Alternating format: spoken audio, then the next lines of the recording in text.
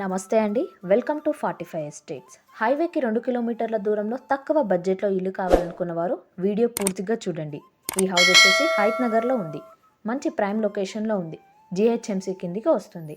హైత్ నగర్లో ఉన్న ZP రోడ్డుకి జస్ట్ 300 మీటర్ల దూరంలోనే ఈ హౌస్ ఉంటుంది.